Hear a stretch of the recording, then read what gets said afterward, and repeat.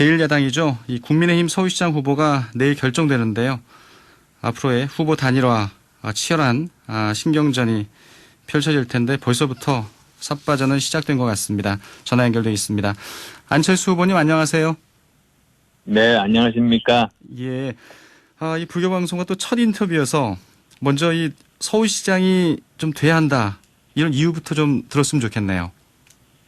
지금 서울시장으로 유능하고 또 도덕적인 사람을 원하는 서울 시민들이 많으십니다. 예. 지난 10년간 서울이 발전하기는커녕 퇴보하고 그리고 또 사람이 모이는 도시가 아니라 사람이 떠나가는 도시가 됐지 않습니까?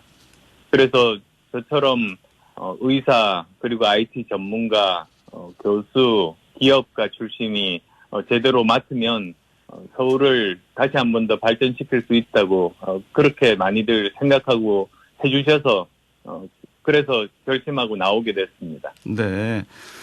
이제 이른바 제3지대 에서 금태섭 전 의원과 1차 단일화는 이루셨고 이제 제1야당 이제 국민의힘이 남았는데 후보 단일화에 대한 전망은 좀 어떻게 하세요? 저는 무리 없이 후보 단일화가 될 거라고 봅니다. 네. 많은 야권 지지자분들이 정말로 절박하십니다. 이번에 만약 야권이 지게 되면 다음 대선에 정권 교체도 없고 나라도 더 힘들어질 거라고 많이 것들 걱정하셔서 저는 무리 없이 단일화가 될 거라고 보고 있습니다. 네. 근데 이제 내일이면 이 국민의힘 이제 서울시장 후보가 결정이 될 텐데 결정되기 전부터 일부 인사는 밀당이다 이렇게 얘기하기도 하고요. 또 신경전이다 이렇게 얘기하기도 하는데 김종인 비대위원장과 뭔가 좀 치열한 선거 신경전이 벌써 시작된 것 같습니다. 저는 그렇게 생각하지 않습니다. 예. 왜냐하면 목적이 같지 않습니까? 네. 이번 서울시장 보궐선거에서 야권이 이겨야 된다. 목적이 같고요. 그다음에 또 단일화하는 이유가 뭡니까? 이길 수 있는 후보를 뽑자 그것 아니겠습니까? 예. 그래서 그런 모든 시민들이 합리적이고 공정하다 그런 방법만 서로 합의가 된다면 그러면 무난하게 시너지 나는 단일화가 될 수 있다 생각합니다. 네. 여론조사상으로 보면 여타 조사에서 안철수 대표의 또 경쟁력은 이미 입증이 되고 있는데 김정인 비대위원장은 그 안철수 대표에게 모아지는 이 지지율 이런 부분에 민주당 지지자들이 많이 들어가 있기 때문에 사실 거품이다 이렇게 얘기를 또 하고 계시거든요. 오히려 강점 아니겠습니까? 저는 민주당 지지자분들이 보기에도 능력 있고 도덕적인 사람이라고 그렇게 여겨지고 있어서 제가 선거에 이길 확률이 높다는 걸 오히려 증명해주고 계신 거죠. 네. 김종인 비대위원장은 이 기호 2번을 굉장히 고집하고 계시잖아요. 혹시 그 안철수 대표가 그 후보 단일 후보가 되더라도 기호 2번을 달아야 한다 또 이렇게 얘기하시는데 이 부분에 대해서 어떤 생각 갖고 계세요? 이번에 많은 분들이 이길 수 있는 후보가 누구일까 거기에만 관심이 계십니다. 예. 기호가 몇 번이어야지 된다 이런 요구를 하는 분은 제가 주위에서 만나보지를 못했습니다. 그리고 또 원래 3번이었던 정의당이 후보를 안 내기로 했지 않습니까? 예. 그러니까 기호가 몇 번이 되든 야권 단일 후보는 두 번째 후보입니다. 그 대표님이 지금 얘기하시듯이 기호가 중요하지 않다면 제1야당이 그렇게 간곡하게 원하면 한번 들어줄 수도 있지 않을까요? 이번에 선거가 야권에게 굉장히 어려운 선거입니다. 왜냐하면 여권은 똘똘 뭉쳐 있고 야권은 생각이 크게 다른 두 타입의 분들이 계십니다. 한쪽에서는 전통적인 국민의힘 지지자분들이 계시고 예. 또 한쪽에서는 민주당은 아니지만 국민의힘은 지지하지 않는 분들이 계십니다. 그러니까 반민주 비국민의힘이겠죠. 이 두 분들을 모두 다 지지를 결집을 해야지만 겨우 이길 수 있을 겁니다. 그렇게 되면 어떻게 하면 그럴 수 있는가 방법을 찾아야 되는데 1번과 2번의 대결이 된다면 지금까지 서울에서 7연패를 했습니다.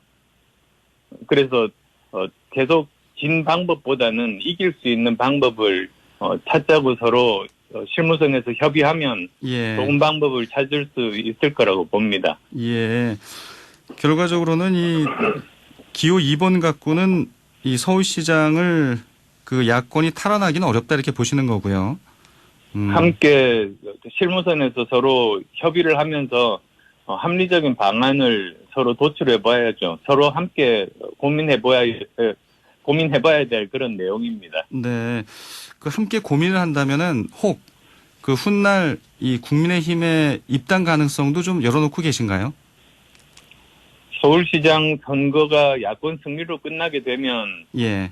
그러면 그 다음이 바로 1년도 안 남은 대선이 눈앞에 있지 않습니까? 어떻게 하면 대선에서 승리할 수 있을 것인지에 대해서 또 많은 사람들의 그 마음들이 모일 겁니다. 거기에 따라서 이길 수 있는 방법으로 여러 가지 재편이 가능할 수 있겠죠. 서울시장 선거가 끝나고 나면 이 대선을 향해서 야권이 재편될 수 있다 이렇게 이제 나름대로 바라보시는 거네요. 그 목적 역시 선거 승리를 위한 것입니다. 근데 이제 모든 게 또 이 디테일에 악마가 있다고요. 사실 후보 단일화 뭐 한 2주 정도 남았습니다. 이제 후보 등록까지는 18일, 19일 이제 후보 등록이 이루어지니까요. 그러면 어떨까요? 이 단일화하는 과정에서의 여론조사 문구 또 뭐 당의 이름을 넣느냐 안 넣느냐 벌써부터 뭐 여러 가지 얘기들이 나오고 있는데 이런 부분들은 이 단일화의 필요성, 중요성이 이 모두 덮을 수 있는 그 작은 아젠다라고 보시나요? 그래서 본질로 돌아가는 게 중요하다고 봅니다. 예. 이길 수 있는 후보를 뽑을 수 있는 방법, 거기에 집중을 해야죠. 아까 말씀하셨듯이 그 악마는 디테일이 있다고 하는데 그 악마는 각자의 유불리를 따지는 데서 나옵니다. 네. 그렇게 유불리를 따지다 보면은 사람들이 보기에 합리적이지도 않고 공정하지도 않은 그런 방식이 나오게 되면 뭐 누가 이기더라도 사실은 이 힘들을 결집시키기가 어렵고 선거에서 질 겁니다. 우리가 지금 뭐 후보 내는 게 목적이 아니지 않습니까? 뭐 후보만 될 수 있다면 서울시장 선거 저도 상관없다 이렇게 생각하는 분들은 오히려 많은 국민들의 버림을 받고 지탄을 받을 겁니다. 네. 아무래도 뭐 지금 뭐 야권에서는 가장 큰 이제 이 화두가 야권 후보 단일화이기 때문에 단일화에 대한 얘기를 집중적으로 여쭤보고 있는데요. 대표님은 그래도 단일화가 되면 어떤 형식이든 이 본인으로 단일화가 된다고 좀 자신은 하시는 거죠? 저 스스로 인정받기 위해서 정말 열심히 노력하고 있습니다. 예. 알겠습니다. 이제 더불어민주당은 서울시장 후보가 결정이 됐잖아요. 이제 박영선 후보로 결정이 됐는데 박영선 후보에 대해서는 좀 어떻게 생각하세요? 박영선 후보 아주 연륜이 많은 정치인 아니십니까? 예. 그런데 박 후보 개인에 대한 평가 이전에 이번 선거가 왜 생겼는가? 그건 전임 시장의 성추행 때문에 생긴 선거 아니겠습니까? 그렇죠. 그리고 또 민주당의 당헌, 그러니까 국가로 치면 헌법에 해당합니다. 그런데 민주당은 그 당헌을 그 절차에도 맞지 않게 바꿔서 무리하게 후보를 냈습니다. 그러면 거기에 대해서는 선출된 후보가 입장을 밝혀야 됩니다. 그리고 또 국민께 사과를 하는 게 도리입니다. 또 뭐 아무리 사과를 한다고 한들 본인들의 헌법도 안 지킨 후보가 뭐 공약을 내봤자 그걸 지키겠습니까? 공약에 대한 신뢰도 없을 겁니다. 그 더불어민주당은 후보를 낸 자체가 잘못이기 때문에 이 후보에 대한 평가를 할 가치가 없다 이렇게 보시는 거네요. 네, 그리고 뭐 민주당의 당헌도 고쳤기 때문에 그게 사실 정당의 당헌이라면 국민과의 약속이거든요. 네.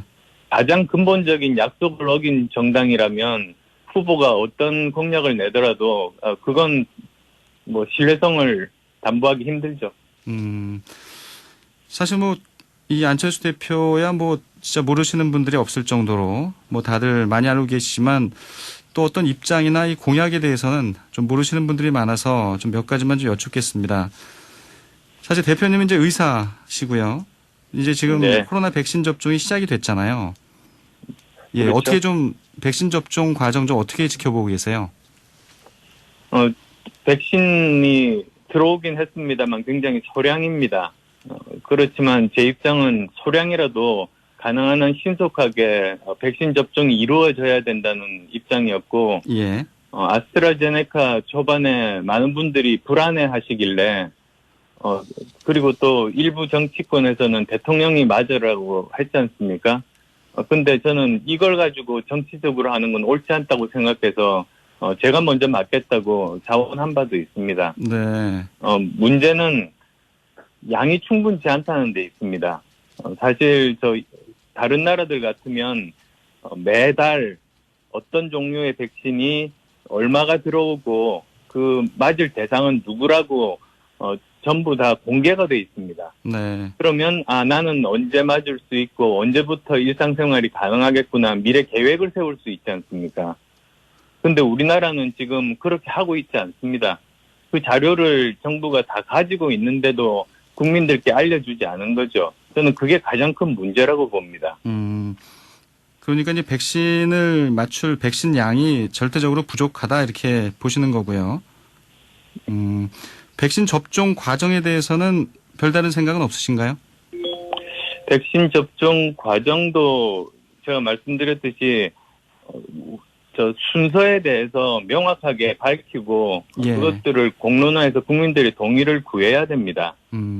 그래서 아직까지도 보면은 뭐 어떤 분들은 어르신부터 맞아야 된다. 어떤 분들은 일을 열심히 하는 활동하는 40, 50대, 3, 40대 맞아야 된다. 또 어떤 분들은 학생이 맞아야 된다. 지금 이렇게 서로 다른 의견들이 나올 때가 아니거든요. 이런 것도 명확하게 정리가 되어 있어야 합니다. 의료법 개정안이 국회 본회의 처리되지 못했습니다. 법사위에서 이제 브레이크가 걸렸는데 의사협회가 이제 이 보이코트 발언까지 꺼내면서 사실 쟁점화가 됐고요. 정치권이 한 발 물러선 모양새가 됐는데 이 부분에 대해서는 역시 의사 출신이시니까 좀 입장이 좀 궁금합니다. 저는 의료법 개정안 취지 찬성입니다. 예. 다른 변호사를 포함해서 전문직과 마찬가지로 형평성이 맞아야 되지 않습니까? 그런데 다만 의사들이 좀 문제가 있을 수 있다 이런 우려하는 부분들이 있습니다. 환자를 진료하는 과정에서 일어났던 일들에 대한 것이라든지 뭐 이런 것들이 있으니까 예. 만약에 그런 우려가 있다면 대화를 해서 풀면 될 것 아니겠습니까? 그렇게 해서 이 의료법 개정안 통과되는 것이 맞다고 봅니다. 어제 국무회의에서 이제 4차 재난지원금 이 추경안이 이제 의결돼서 아마 내일 이제 국회에 제출이 될 텐데요. 야당에서는 또 선거가 임박했기 때문에 상당히 부정적으로 바라보는 것 같고요. 대표님은 좀 어떻게 보세요? 저는 정말 어려운 취약계층 집중해서 지원해야 한다. 그 이야기를 저는 초반부터 계속 주장을 했었습니다. 예. 그런데 여기에 대해서 이 사실은 전부 국민들 혈세 아니겠습니까? 근데 대통령께서 국민들께 드리는 위로와 응원이 매우 기쁘다는 식으로 발언하신 게 굉장히 부적절하다고 봅니다. 본인 사재를 털어서 한다면 그렇게 말씀하실 수 있는데요. 제가 독일 메르켈 총리 예를 들어서 말씀드리면 얼마 전 메르켈 총리가 그 국민들께 이렇게 이야기했습니다. 이제 그 코로나19 터널의 끝이 보인다. 그런데 앞으로 3년간은 재정 적자가 굉장히 심각할 수밖에 없다. 그래서 너무너무 죄송하다. 그렇게 사과를 했습니다. 네. 그게 사실 올바른 정치 지도자의 덕목 아니겠습니까? 역시 뭐 가장 궁금한 게 역시 야권 후보 단일화이기 때문에요. 이제 시간이 뭐 다 돼가는데 다시 한번 여쭙겠습니다. 그 국민의힘 후보가 확정이 되면 이 바로 만나겠다 이렇게 말씀을 하셨는데 뭐 만나서 할 얘기는 뭐 당연히 후보 단일화겠죠. 먼저 서로 선의의 경쟁을 하는 동료다. 거기에 대해서 함께 합의하고 국민들께 알리는 일이 필요합니다. 예. 그래야 생각이 다른 지지층들이 모두 다 한마음으로 후보를 지원할 수 있을 것 아니겠습니까? 그리고 또 가능한 한 빠른 시간 내에 이 합의를 해서 지지자분들이 뭐 지치거나 혹은 걱정하는 일이 없도록 하겠다. 그렇게 약속하면 훨씬 더 시너지가 날 겁니다. 조금이라도 빨리 해야 된다는 얘기네요, 단일화를.